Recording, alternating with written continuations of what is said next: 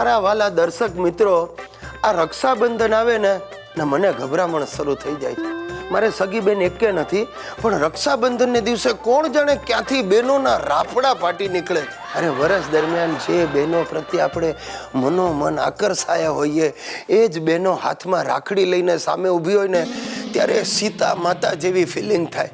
એટલે કે આમ ધરતી માર્ગ આપે તો સમાઈ જવાનું મન થાય. અમુક બહેનો તો આગામી મહિનાનો ખર્ચો કાઢવા માટે મારા જેવા મૃદુ હૃદયના ભાઈઓને બોકડા જ બનાવતી હોય છે. સાચી લાગણીથી રાખડી બાંધનારી એકાદ બહેન જ હશે. આ વખતે તો નક્કી જ કર્યું છે કે રક્ષાબંધનને દિવસે ક્યાંક ગાયબ જ થઈ જવું. મારા દાદાને જબરી આદત છે, રક્ષાબંધનને દિવસે વહેલી સવારે નીકળી પડે સોસાયટીમાં, સુંદર યુવતીઓને બૂમો પાડી પાડીને કે ચાલો ચાલો ચાલો તમારા ગિરીશભાઈને રાખડી બાંધવા ચાલો. હવે મારે રાખડી ના બંધાવી હોય ને પેલીને ના બાંધવી હોય તો પણ દાદાજી રાખડી બંધાવડાવીને જ જંપે. ગયા રક્ષાબંધનને દિવસે અમારી ઓફિસના સુપર્ણાબેન અમારા ઘરે પહોંચી ગયા. જોકે સુપર્ણાબેનનો દેખાવ એવો છે કે આખો સ્ટાફ એમને સુપર્ણખાબેન કહીને જ બોલાવે છે. એ બટકી મને આવીને કહે કે ગિરીશભાઈ, મારો બ્રધર અદ્દલ તમારા જેવો જ હતો, 7 વર્ષે ગુજરી ગયો. હવે તમે જ મને કહો, 7 વર્ષનો એનો ભાઈ મારા જેવો ક્યાંથી દેખાય? છતાં ધરાર સુપર્ણા મને રાખડી બાંધી અને 351 રૂપિયા પડાવીને ગઈ. એ દિવસે બાજુવાળી રક્ષા પણ મને રાખડી બાંધી ગઈ. એનો વર જ એને આગ્રહ કરીને અહીંયા લઈ આવ્યો ને પરાણે રાખડી બંધાવી. કોણ જાણે એના મનમાં શું આવ્યું હશે, બાકી આવું બને નહીં. હશે, હવે શું કરીએ, આપણે ક્યાં રક્ષા જોડે વધારવું છે. આ તો 2 ઘડી મોજ મસ્તી કરી લેતા હતા, હવે એ પણ બંધ. બંધન રક્ષા બંધન કા, બીજું શું સાહેબો. આજકાલ આ મોબાઈલ સર્વિસ પ્રોવાઈડર કંપનીઓ એટલી ફાટી નીકળી છે કે માણસ મૂંઝાઈ જાય. ક્યાં જવું, કઈ સર્વિસ પસંદ કરવી, ગૂંચવાઈ જવાય. આ એક કંપનીએ છે ને કંઈક રાત્રે ફ્રી વાત કરવાની સર્વિસ બહાર પાડી ને મારી સુસલીએ ઝડપી લીધી છે. અરે દિવસ આખો સુસલી ઘોર્યા કરે અને રાત આખી એના બાપા સાથે, બા સાથે, એના ભાઈ સાથે ગપાટા માર્યા કરે.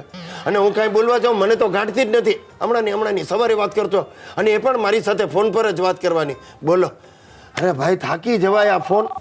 હાલો પાછા ફોન કોણ? આ જુઓ બાપુજી પણ હવે ફોન પર જ વાત કરે. હા બાપુજી, શું છે, ક્યાં છો તમે? બસ જો તારી બાજુમાં જ છું.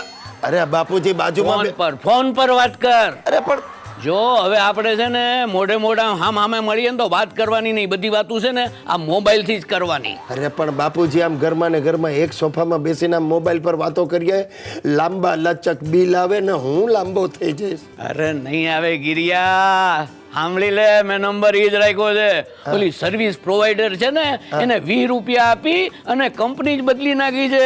પૂછ કંપનીની સર્વિસ લીધી છે. હા ને તને ખબર છે આમાં છે ને આજીવન આઉટગોઈંગ ફ્રી છે. બોલ. અરે બાપા, આવી કઈ સર્વિસ હોતી હતી? આજીવન ફ્રી આપે ને કંપની ઉઠી જાય. તમે ફોન મૂકો બાપુજી. નહીં જો ગિરિયા, ફોન નહીં મૂકતો. અરે આપણે મોબાઈલ પર એટલી બધી વાતો કરશું કે ભલે ને કંપનીનું દેવાળું નીકળી જાય. અરે પણ આ બુચ કંપની વાળા આપણા મામાના દીકરા ભાઈ નથી, તે આખી જિંદગી મફતમાં વાત કરવા આપે? અરે આપે. અરે આપણે એગ્રીમેન્ટ સહી કર્યા છે. એમ? શું લખ્યું હતું એમાં? એ તો આખું અંગ્રેજીમાં હતું, વાંચે કોણ? તે એક રૂપાળી આવીને મને કે સર પ્લીઝ સાઇન. એટલે મેં કીધું શ્યોર, સહી કરી આપી, સર્વિસ ચાલુ. એમ? રૂપાળીએ કહ્યું ને સર્વિસ ચાલુ. મને થાય છે હું એ શિફ્ટ થઈ જાઉં બુચમાં. હે? હા તો હમણાં રૂપાળીને ફોન કરું, તું સહી કર નાખ. ને રેવા દે. અસલ આ મેસેજ ફ્રી થયા ને ત્યારથી લોકો સવારમાં ફોનો આવી જાય બધા મેસેજ. બાપુજી જી, તમે મારા ક્રેડિટ કાર્ડનો નંબર ત્યાં ફોર્મમાં લખાવેલો? તો શું કરે, તે મને થોડું ક્રેડિટ કાર્ડ અપાવ્યું? હવે તમને શું અપાવે? આ જુઓ મેસેજ આવ્યો છે, મારા એકાઉન્ટમાંથી 1 લાખ રૂપિયા બુચ કંપનીમાં ટ્રાન્સફર કર્યા છે. તમારી આજીવન સેવા માટે લાઈફ ટાઈમ ડિપોઝિટ આ બુચ કંપનીએ મારી દીધી. બુચ મારી.